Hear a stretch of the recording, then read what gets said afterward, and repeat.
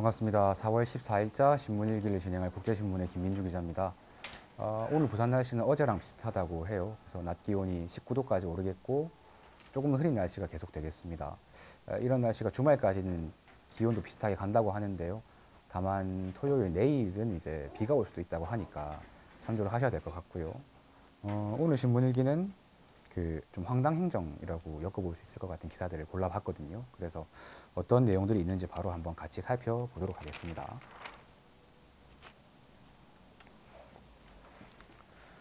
첫 번째 소식은요. 아파트 폐비닐 대란 부산시 책임 공방 오늘자 국제신문 8면에 난 기사고요. 이 제목만 봐도 이제 이거 지금 당하고 계신 분들은 무슨 이야기인지 바로 아실 거예요. 근데 일단 기사를 먼저 한번 어떤 내용인지 읽어보겠습니다.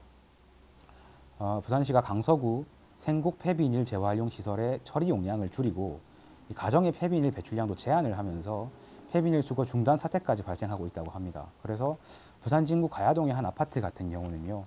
이 아파트 폐비닐이 지난달 20일부터 쌓이기 시작했다고 합니다. 부산시는 지난달부터 부산 진구의 폐비닐 배출량을 평소의 절반 수준인 141톤으로 제한했다고 하고요. 이 제한된 부분이 이제 지난달 20일에 이미 배정량이 소진이 됐습니다. 그래서 배정량 초과로 이 수거되지 않은 폐비닐 60톤 정도가 각 아파트의 쓰레기 분리수거장에 쌓이는 그런 상황이라고 합니다. 부산 북구도 비슷한 상황이라고 하고요.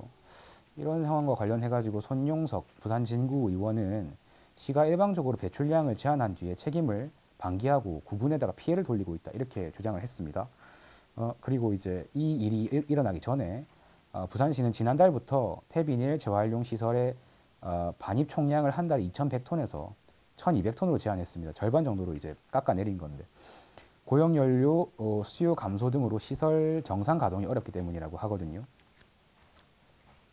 그 과정에서 이제 실제로 비닐 쓰레기가 많이 나오잖아요. 근데 관련해 가지고 이제 이게 수거가 안 되는 곳도 생기고 있다 이런 이야기인 건데 일단 시가 기사에 나왔던 것처럼 말하자면 비닐 쓰레기의 할당량을 거의 절반 정도로 낮췄고 그 과정에서 이제 공지도 제대로 안 이루어진 걸로 보입니다.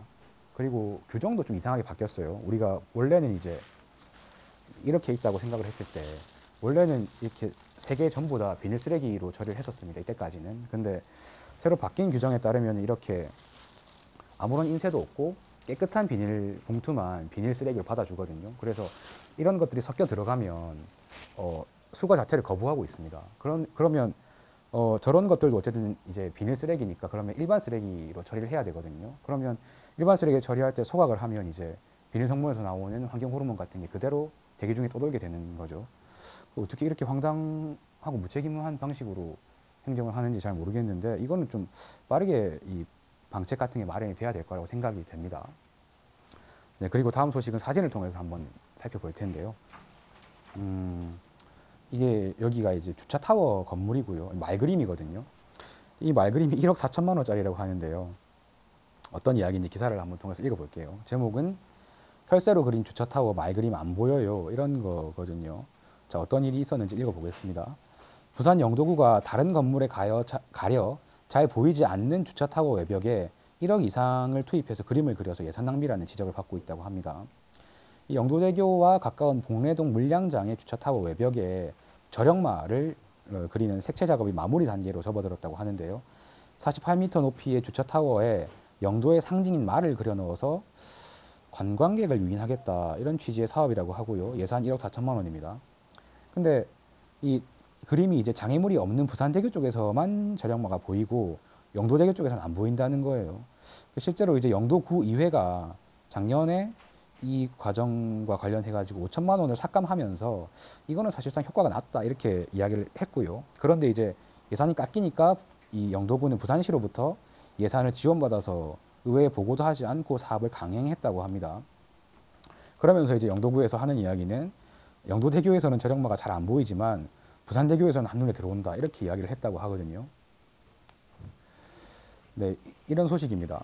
일단은 근데 기본적으로 이런 그림을 이제 외벽에 그려가지고 말그림 그려가지고 관광객을 유치해 오겠다는 게 과연 얼마나 효과가 있을지도 기본적으로는 의문입니다.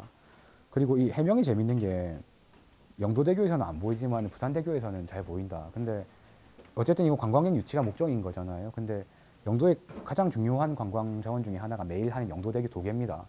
그거 보러 사람들이 많이 오는데 영도대교에서 안 보이는 그림을 가지고 관광객 유치를 하겠다.